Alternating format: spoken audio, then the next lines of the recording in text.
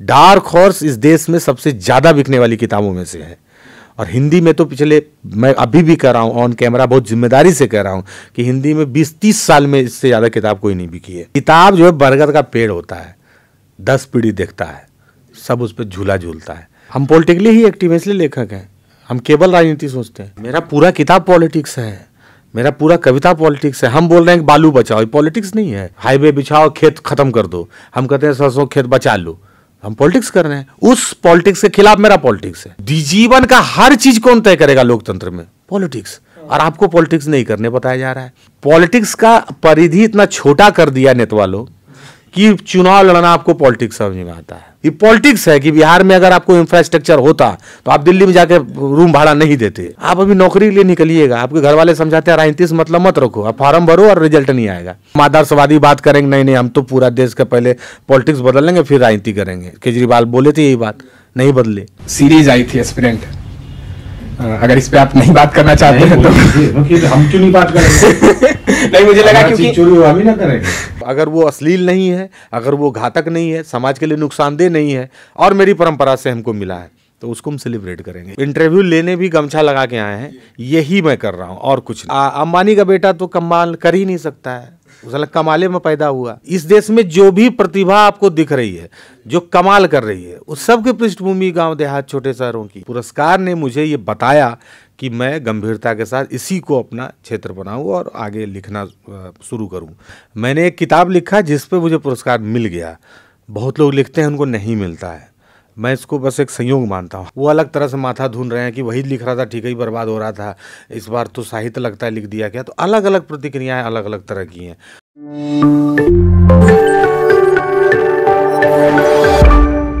नमस्कार, चर्चा देखने वाले तमाम दर्शकों को प्रणाम है हमारा। मेरा नाम आर्यन राज सिंह है और हमारे साथ जो शख्स मौजूद हैं उन्हें आप लोग में से काफ़ी लोग जानते होंगे, और जो नहीं जानते हैं उनके लिए दस्तूर है तो बताना पड़ेगा कि गांव के भूसर मिट्टी से निकल के दिल्ली के मुखर्जी नगर पहुंचते हैं, यूपीएससी की तैयारी में लगते हैं और यूपीएससी तो नहीं हो पाता है लेकिन युवा साहित्य अकादमी अवार्ड तक पहुंचते हैं। अपनी पहली ही किताब से पुरस्कार मिलता है और फिर उसके बाद ये कारवां जो है वो बढ़ता चला जाता है और फिर बड़े बड़े मंच तक पहुंचते हैं। स्वागत है सर आपका विलोपन मृणाल साहब। बहुत बहुत बहुत बहुत धन्यवाद आपके मीडिया घराने चर्चा का, बहुत बहुत धन्यवाद। सबसे पहला कि मतलब यार जादूगर तुरंत आई है तो उसमें लोगों का क्या रिस्पांस मिल रहा है आपको? किस तरीके के लोग अभी प्रतिक्रिया दे रहे हैं अपनी पढ़ने के बाद? अभी तो आई ही है। किताब की उम्र बहुत लंबी होती है। किताब को आप फिल्म की तरह नहीं आंक सकते कि पहले हफ्ते या दूसरे हफ्ते क्या हुआ या तीसरे हफ्ते क्या हुआ।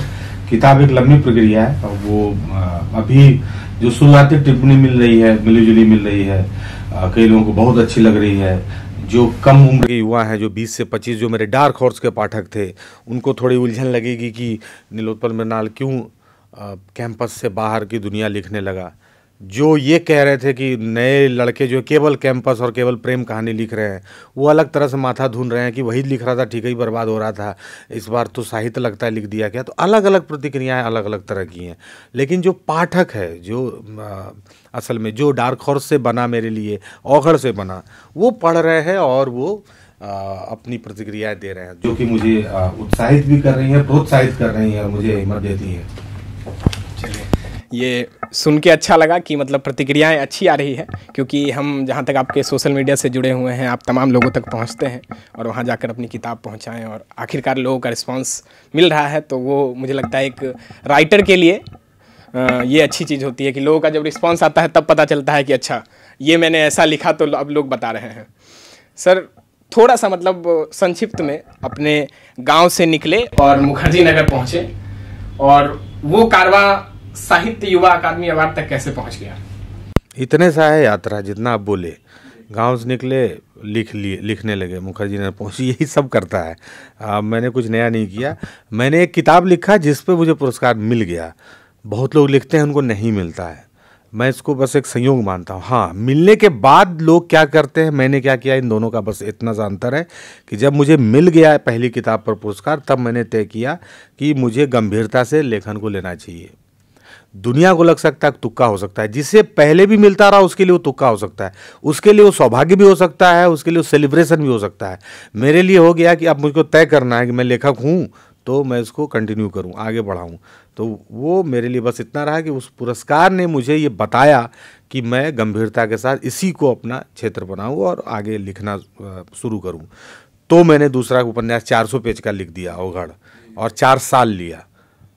तीसरा उपन्यास फिर मैंने 250 पेज का लिखा है, लेकिन 2-2.5 साल लिया। तो डार्क हॉर्स और उसके बाद जो पुरस्कार है वो मुझे लेखक बनाने की ओर ले जा रहा था, और अभी भी उसी प्रक्रिया में है। तो अब तो 3 पुस्तक आपकी निकल चुकी है, तो अब क्या लगता है यूपीएससी ना होना वो आपके लिए एक अपॉर्चुनिटी रहा? नहीं, ऐसा कुछ नहीं, जो कर चुके हैं वो भी लिख रहे हैं। अब ये देखना ही होगा कि मैं अपने अंत तक क्या लिखता हूँ और क्या लिख के जाता हूँ। तो आखिरी का हिसाब है, उसको भी क्या बताया जाए, वो तो किसी का नहीं अभी तय है। जो नौकरी कर रहे हैं, जो नहीं कर रहे हैं, जो लिख रहे हैं, जो नौकरी करते हुए लिख रहे हैं, वो सब का है कि उनका अपना कर्म क्षेत्र है, मेरा अपना कर्म क्षेत्र है। मैं भी अपना काम कर रहा हूँ, वो मूल रूप से नौकरी कर रहे हैं, मैं मूल रूप से कलम की नौकरी कर रहा हूँ, लिख रहा हूँ। तो ठीक है, ये अब वो भी सेवा कर रहे हैं, लोक सेवा, ये भी सेवा है, कोई दिक्कत नहीं है। अब इसमें देखते हैं कि अब मैं अभी से नहीं कह सकता कि ये जरूर कह सकता हूँ कि ये सब नहीं है कि वो नौकरी नहीं लगा तो अफसोस है, ये भी नहीं है कि नौकरी नहीं लगा तो ठीक हुआ, इसके कारण हम लेखक बने, ऐसा नहीं है। क्योंकि जिनको लगा वो भी लेखक हैं, वो भी अच्छा लिख रहे हैं, ये भी बात है। अच्छा सर, एक बात बताइए कि मतलब गांव से निकल के और मुखर्जी नगर पहुंच के और किताब लिख देना, उसके बाद फिर बड़े बड़े मंच तक पहुंचना, मतलब वो कवि अंदर से कहाँ से जागा? तो वैसे ही बचपन से लोग आप गाना गा रहे हैं, फिल्म का गाना सुन रहे हैं, आप जो है कि पढ़ रहे हैं कविता वगैरह, तो वहीं से आ जाता है। इसका कोई अतिरिक्त नहीं है। देखिए, सब कुछ भी असाधारण नहीं है। मैं इसलिए ये बात आपको बोल रहा हूँ कि जो भी लोग 2-3 मिनट भी अगर सुनेंगे वीडियो तो उनको एक बात पता चल जाए, ये सब कुछ असाधारण नहीं है। लंबा लंबा तो हम बहुत हाँक सकते हैं, अभी हम हड़बड़ी में, इसलिए आपको बहुत ज़्यादा झूठ बोल के क्या फ़ायदा अभी, नहीं तो एक से एक अभी लंबा आपको हाँकते कि सब कितना अद्भुत चीज़ है, ये लिखना और ये होना, ये सब कुछ नहीं है ना, फर्जीवाड़ा है। ये क्या है कि भाई मेरे जैसे करोड़ों लोग इस देश में, जो भी प्रतिभा आपको दिख रही है, जो कमाल कर रही है, उस सब की पृष्ठभूमि गाँव देहात छोटे शहरों की है ना। वो अंबानी का बेटा तो कमाल कर ही नहीं सकता है, उसला कमाले में पैदा हुआ, उससे क्या कमाल होगा? वो तो ये सोच के दबाव में आ जाएगा कि अभी इससे ऊपर क्या जाएंगे, ठीक है ना। तेंदुलकर का बेटा कमाल नहीं कर सका। तेंदुलकर जिसके बेटे थे, एक छोटी पृष्ठभूमि, साधारण पृष्ठभूमि की थे, उन्होंने कमाल किया। तो इस देश में जो करोड़ों लोग, लाखों लोग रोज जो कमाल कर रहे हैं, वो सब साधारण पृष्ठभूमि के असाधारण काम कर रहे हैं। ये कोई अजूबा नहीं है, इसमें न मेरा कुछ कमाल न किसी और दूसरे का, यही परिपाटी है। लेकिन नीलोत्पल मृणाल जिस पृष्ठभूमि से आते हैं, गमछा लेके हमेशा चलते हैं, और जो चीज़ें आपके लेखनी में भी दिखती है और वो मंच में भी सुनने को मिलता है, नानी के किस्से और कहानियाँ, तो वो तो पृष्ठभूमि सबको ही नहीं ढो सकता, ये सबके बस की बात नहीं है। नहीं, राजनीति तो ढोते रही है। राजनीति में तो वो है कि भाई आप हाफ पैंट पहन के घूमिएगा तो नेता हाफ पैंट पहन के आपका पीछा करेगा, हाँ, धोती पहन के, वोटर है धोती पहन के जाएगा। राजनीति तो करते रही है, उसका एक अवसर है, वो करते रही है। फिल्म वाले भी करते रहे, क्योंकि वो दिखाते हैं, हम गरीबी दिखा रहे हैं इसलिए ये सब भी दिखाएंगे, अमीरी दिखा रहे हैं ये सब भी दिखाएंगे। हाँ, ये है कि सामान्य जीवन में जो युवा निकल के आया, जो नई पीढ़ी है, जिसको कहना है कि फैशन है, आधुनिकता है ना, जो वो पता नहीं कर रही थी कि नहीं, मुझे अभी नहीं याद उस तरह से आता है कि वो उसको सेलिब्रेशन के तौर पर लेती है कि नहीं, बस यही मैं कर रहा हूँ। मैं अब गमछा रखना कोई बहुत बड़ा बात तो है नहीं, लेकिन आप मुझसे इंटरव्यू लेने भी गमछा लगा के आए हैं, यही मैं कर रहा हूँ और कुछ नहीं। ये गमछा भी नया नहीं है, आपका लगाना भी नया नहीं है। ये नया है कि आप एक गमछा, आपको अगर दिमाग में एक नीलोत्पल मृणाल का इंटरव्यू ले, आप भी गमछा, और आप ऐसा नहीं करने का आप कोई विशेष ओकेजन के तौर पे ले रहे हैं, आप कल भी लगाएंगे इसको, और आपको पता है कि ये एक फैशन है, हो सकता है, और आप 40 रुपया से लेकर 4000 तक का भी स्टॉल और गमछा लगाएंगे। ये बताना जरूरी है कि आप अपने परिवेश, अपने पहनावे को चीयर्स करते हैं कि नहीं, अपने खान पान को चीयर्स करते हैं कि नहीं। ये सांस्कृतिक आतंकवाद नहीं है। बहुत बौद्धिक लोग ये भी बोलेगा कि ये कल्चरली टेररिज्म है क्या, नहीं, ये अपना सांस्कृतिक उत्सव है। हम जो हैं, हम उसको, अगर वो अश्लील नहीं है, अगर वो घातक नहीं है, समाज के लिए नुकसानदेह नहीं है और मेरी परंपरा से हमको मिला है, तो उसको हम सेलिब्रेट करेंगे। इसीलिए गमछा पमछा जो हम रखते हैं, एक संयोग था कि एक घटना हुई, वहाँ से मुझे एक ख्याल आया, तो फिर मैंने ये करना शुरू कर दिया। रखता तो मैं पहले भी था, किसी दिन रखता था, किसी दिन नहीं रखता था। अब है कि मैं रखता ही हूँ, क्योंकि मुझे मेरे दिमाग में है यार इसको एक फैशन के तौर पे इसको दिखाया जाए।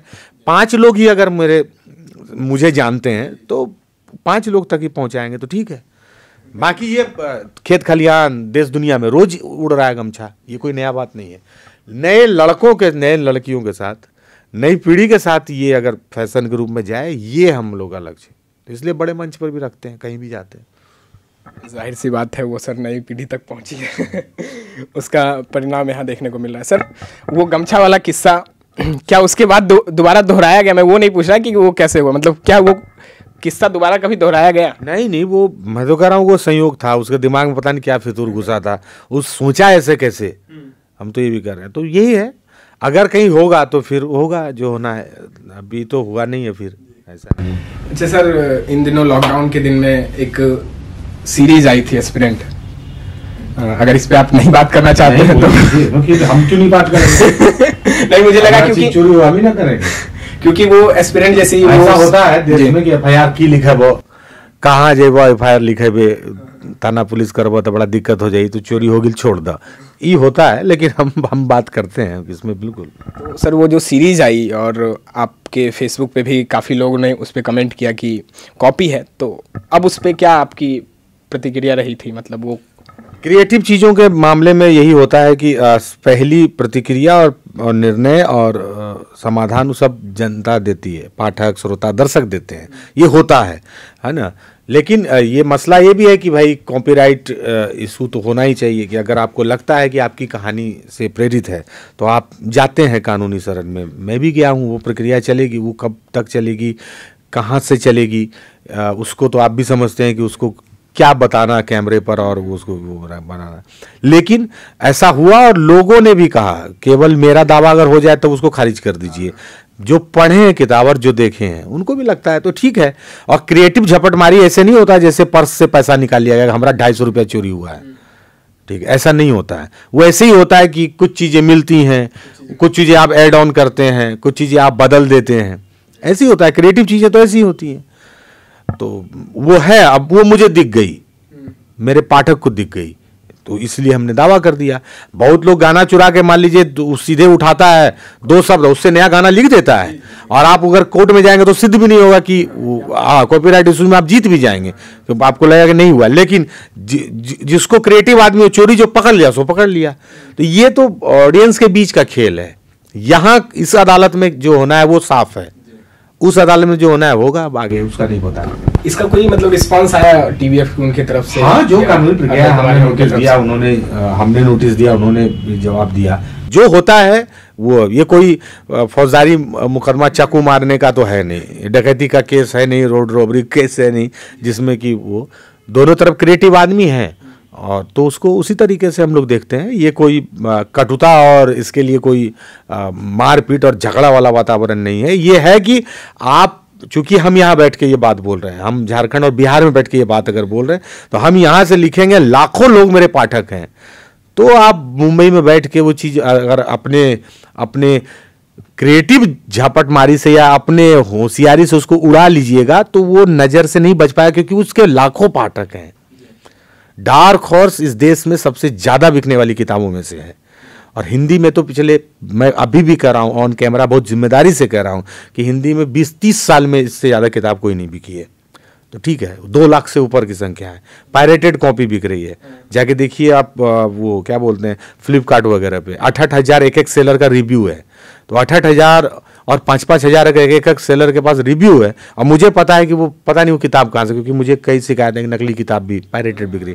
तो जो पायरेटेड कॉपी लाखों बिक जाए, उसका फैसला तो पाठक करेगा कि और दूसरा कुछ करेगा, तो यही बात है, कोई दिक्कत नहीं है उसमें।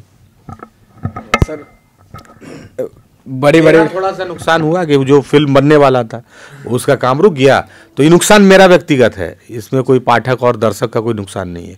वो मेरा नुकसान है, मुझको मानसिक रूप से परेशानी हुआ, मेरा नुकसान है, तो वो हमको झेलना है, उसमें कोई बात नहीं है। डार्क हॉर्स के सिलसिले में मैं बता रहा हूँ। हाँ सर, एक मतलब मुझे कमेंट में ये सुनने को मिला कि मतलब काफ़ी वक्त लगता है आपके एक किताब से दूसरे किताब को आने में, तो आपको नहीं लगता कि ऑडियंस का जो मतलब मेरे से जो भी मेरे पाठक हैं उनका एक लीक जो है वो टूट जाएगा कहीं ना कहीं 2 साल 2.5 साल में अगर एक किताबें आती हैं तो? प्रेमचंद को गुजरे हो गया 70 साल, अभी तक टूटा नहीं है, गोदाम पड़ा जा रहा है। जो कंटेंट है वो टिका रहेगा। किताब जो है बरगद का पेड़ होता है, 10 पीढ़ी देखता है, सब उस पर झूला झूलता है। किताब जो है फिल्म नहीं है, यही मैं कह रहा हूँ। किताब बरगद का पेड़ है, नहीं उखड़ता है।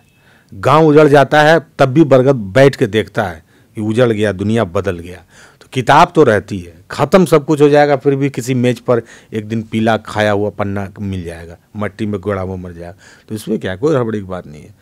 किताब तो हो सकता है कई बार किसी किताब की उम्र तो लेखक के जाने के बाद शुरू होती है, तो कहाँ से खुद लीक होना। ये सब पाठक और लेखक, ये तो हम लोग 2 मिनट नूडल्स दौर में जी रहे हैं। 2 मिनट में मैगी बनाना है, 2 मिनट में ऑमलेट बनाना है, 2 मिनट में सब कुछ बनाना है। इसीलिए हम किताब के बारे में भी ऐसी बातें करते हैं। ये और इसलिए किताब साल भर की प्रतिक्रिया को भी हम बहुत गंभीरता से नहीं लेते हैं। मतलब इस तौर पे कि हम प्रशंसा से पागल हो जाएं और आलोचना से माथा धुनने लगे, दोनों नहीं। मतलब 1 साल तक जो प्रतिक्रिया आएगी उसको हम दूसरे तीसरे साल सोचेंगे, चौथे साल जाकर हम सोचेंगे कि मेरे किताब में क्या अच्छी बात थी, क्या बुरी बात थी, और इन 4 साल में लोगों ने क्या क्या बातें की। अभी तो क्या, अभी तो आप तुरंत अभी किताब लेके आए हैं, जैसे मान लीजिए, तो कुछ लोग तो इसलिए आपको है कि वो आपको पसंद नहीं करते हैं, तो बिना पढ़े कह देंगे खराब है। कुछ लोग इसलिए भी अच्छा कर देंगे, वो आपको पसंद करते हैं, आपकी कविता पसंद करते हैं, तो वो कह देंगे किताब अच्छी है। तो वो अभी कुछ है ही नहीं ऐसा। तो उसलिए लिख क्या टूटना है। अगर आपने अगर पाठक बनाया है अपने लेखन से, तो वो तो आपको 10 साल बाद भी अगर आप लिखेंगे तो आपके साथ रहेंगे, आपको पढ़ेंगे। और किताब और ये जो जिज्ञासा है तो कुछ लोगों की होती है, आप तो लाखों लोगों के लिए लिख रहे हैं। कुछ लोग तो आप सोशल मीडिया पे बहुत कुछ बोलेंगे, तो इसलिए ठीक है, लेकिन उनका भी कहना, उनका सम्मान है, लेकिन लेखक को अपनी गति अपने अनुसार तय करनी चाहिए। इससे पाठकीय लीक टूटने का कुछ नहीं है। ये ऐसा नहीं कि यहाँ खुमचा वाला नहीं लगा रहा बहुत दिन से, तब यहाँ 2 सर ठेला के लग जाएगा, ऐसा नहीं होता है। तो जगह वहां से चल भी लो, तू लगावत नहीं खा ना होगे तो भतीजे का वहां को चुप बेचे, जगह पर चल रही, ऐसा नहीं होता है। किताब और कलाकार के साथ ऐसा नहीं सर। इसमें भी मैं कहूँगा कि आप अगर जवाब नहीं देना चाहें तो नहीं दे सकते हैं। शादी क्यों नहीं कर? नहीं, ऐसा कुछ नहीं। ये क्यों कर लिया जाए, अभी ऐसा भी कोई होता है क्या कि शादी करिए लीजिए, ये भी कुछ नहीं होता। जिस तरह से क्यों नहीं कर रहे हैं, क्यों कर रहे हैं, दोनों कोई जवाब नहीं होता है। ये सब तो व्यक्तिगत जीवन का अपना चीज़ें हैं। कुछ लोग भाई शादी ही कर लिए सिर्फ, अब उससे लोग पूछ रहा है शादी कर लेला कहा इतना जल्दी, या शादी कर लिया अब क्या कर रहे हैं। तो हर आदमी का ये है। ये सब तो हम लोग चूंकि ऐसे समाज में है जहाँ शादी भी एक बहुत बड़ी घटना है, तो इतना तरह का चीज़ हो रहा है, उसमें एक चीज़ कम ही सही है भी, या हो भी जाएगा, तो ये कोई बहुत खास बात नहीं है, इसका कोई महत्व तो नहीं है। पॉलिटिकली कितना एक्टिव रहते हैं? मतलब बहुत चीज़ पे आप अपनी बेबाकी से बात कहते हैं, लेकिन पॉलिटिकली आप कितना एक्टिव हैं? हम पॉलिटिकली ही एक्टिव हैं, इसलिए लेखक हैं। हम केवल राजनीति सोचते हैं अगर, हाँ। लेकिन वो चीज़ें आपके मतलब किताबों में नहीं दिखती है, वो चीज़ें आपके कविताओं में नहीं दिखती। मेरा पूरा किताब पॉलिटिक्स है, मेरा पूरा कविता पॉलिटिक्स है। हम बोल रहे हैं कि बालू बचाओ, पॉलिटिक्स नहीं है, क्योंकि एक तरफ का पॉलिटिक्स बालू बेच देता है। तो जो बोल रहा है बालू बचाओ, वो तो पॉलिटिक्स कर रहा है, अच्छी पॉलिटिक्स कर रहा है, वो बालू बचाने की पॉलिटिक्स कर रहा है।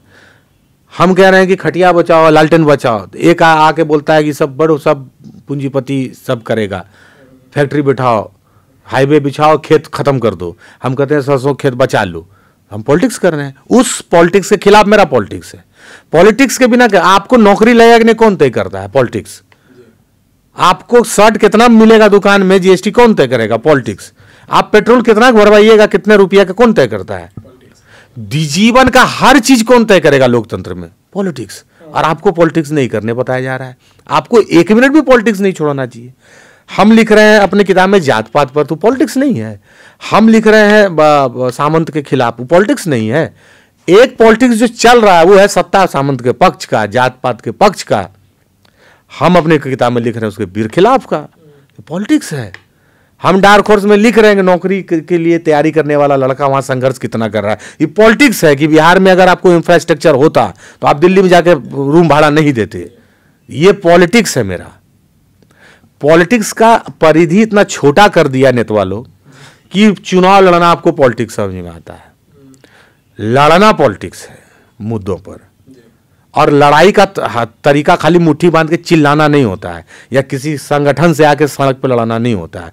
वो लिखना भी हो सकता है, बोलना भी हो सकता है। हम मंच पर बहुत कीबोर्ड के साथ पॉलिटिक्स कर रहे हैं, मधुर आवाज में लोगों को अपनी बात कह रहे हैं और कोशिश करते हैं पहुंच जाए बिना कोई हुज्जत, बिना कोई झंझट, बिना बम मारे विपक्ष के। कोई चीख चिल्लाहट नहीं। हाँ, तो पॉलिटिक्स है और यही पॉलिटिक्स करना चाहिए। हम तो उठिए और पॉलिटिक्स शुरू कर दीजिए। आप पॉलिटिक्स छोड़ दीजिएगा, दूसरा आदमी वॉक ओवर दे दीजिएगा तो मैच अपने मन से जीत के जाएगा कि नहीं? क्यों नहीं खेलना चाहते हैं? किसने बताया? ये कौन पीढ़ी आप बना रहे हैं कि आई लव मैगडी? आप मैगडी और बर्गर को प्यार करते हैं और राजनीति से घृणा करते हैं। आई हेट पॉलिटिक्स बोल के बहुत यूथ कूल फील करता है। उसको पता ही नहीं, उसका जीवन का कुछ भी तय है। जो भी तय होना है राजनीति से तय होना है, विधानसभा में तय होना है, लोकसभा में तय होना है। आप अभी नौकरी के लिए निकलिएगा, आपके घर वाले समझाते हैं राजनीति से मतलब मत रखो, आप फॉर्म भरो और रिजल्ट नहीं आएगा। तो उनको बताइए कि फॉर्म भर के जो रिजल्ट नहीं आ रहा है ये पॉलिटिक्स तय कर रहा है। भविष्य में आप पॉलिटिक्स में दिखेंगे? वर्तमान में है तो भविष्य में कहाँ? राजनीति पार्टियां, मतलब ये तो आपकी पॉलिटिक्स लेखनी में दिख रही है, लेकिन राजनीति पार्टियां में दिखेंगे? वो सब यात्रा का चीज़ है, वो सब पड़ाव नहीं है कि आप वहाँ जाएंगे कि नहीं। ये सब चलते रहिए रास्ता में। पानी पीने रुकते हैं कि नहीं? कहीं होता है नहीं हो मन हुआ चल दिए नहीं पिए, कहीं नाश्ता दुकान में रुक गए, मन हुआ थोड़े से खाए, फेंक दिए पत्ता, नहीं लगा बढ़िया तरकारी, खट्टा है इसका कचौड़ी सब्जी, फेंक दिए चल गए। ऐसे चुनावी राजनीति यही है। एक नेता के लिए चुनाव ऐसे होना चाहिए। लोग लेकिन चुनाव के लिए राजनीति में आते हैं, ये तो गड़बड़ है ना। और हमारा समाज भी ऐसा है कि जो चुनाव के लिए राजनीति में आया आप उसी को नेता मानते हैं, आप उसी को नेता समझते भी हैं, इसीलिए आपको ठगी का शिकार हैं आप। एक आदमी भी खोजिए ऐसा जिसके बारे में आपको पता नहीं लड़ेगा कि नहीं लड़ेगा, लेकिन राजनीति कर रहा है। यहाँ तो छात्र नेता जो 3 दिन में उभर के आता है वो पहले कहता है कि चुनाव लड़ेंगे। आपको राजनीति में पहचान ही मिलती है लड़ने के कारण, लेकिन आप चुनाव लड़ लेते हैं। चुनाव यात्रा की चीज है, चलते रहिए। कहीं नाश्ता कर लिए, कहीं चाय पी लिए, करना है तो वो चुनावी राजनीति, नहीं करना है तो पत्ता फेंके फिर आगे बढ़ गए। लड़ना है तो इसलिए कोई तय नहीं है कि हमको चुनावी राजनीति करना है कि नहीं करना है। इसका कोई अर्थ नहीं है मेरी राजनीति से। मुद्दा पे लड़ते रहना है। अगर वो लड़ाई चुनावी राजनीति की तरफ गया, अब मान लीजिए हमारे पास पैसा नहीं रहा, हमारे पास धन बल नहीं रहा, तो कहाँ से आप इस युग में चुनाव लड़िएगा? ये भी तो एक सच्चाई है। हम आदर्शवादी बात करेंगे, नहीं हम तो पूरा देश का पहले पॉलिटिक्स बदल लेंगे फिर राजनीति करेंगे। केजरीवाल बोले थे यही बात, नहीं बदले, है ना। जबकि हम दिल्ली एकेडमी के सदस्य हैं। बहुत लोग ट्रोल भी करता है कि इसको तो केजरीवाल जी जो है कि आप पार्टी लगता है कि ये कर ले, लेकिन हम बोल रहे हैं कि वो राजनीति बदल के बोले थे ना कि शुद्धिकरण पहले करेंगे पॉलिटिक्स का, तब नहीं हुआ शुद्धिकरण तो फिर उनको इस पॉलिटिक्स में जाना पड़ा। जाना है उसे ही पड़ेगा, आपकी इच्छा है, आप वो करना चाहते हैं कि नहीं करना चाहते। करना भी बुरा नहीं है, करिए, लड़िए, मन है तो। धन्यवाद सर, अच्छा लगा आपसे बात करके। इसी तरीके से आप अल्हड़, थोड़े दीवाने और थोड़े गांव वाले बने रहिए। आपको आगे की ज़िंदगी के लिए ढेर सारी शुभकामनाएं। इसी तरीके से आपकी किताब और आप मंच पे दिखते रहें और हम लोग देखते रहें। बहुत बहुत धन्यवाद आपका।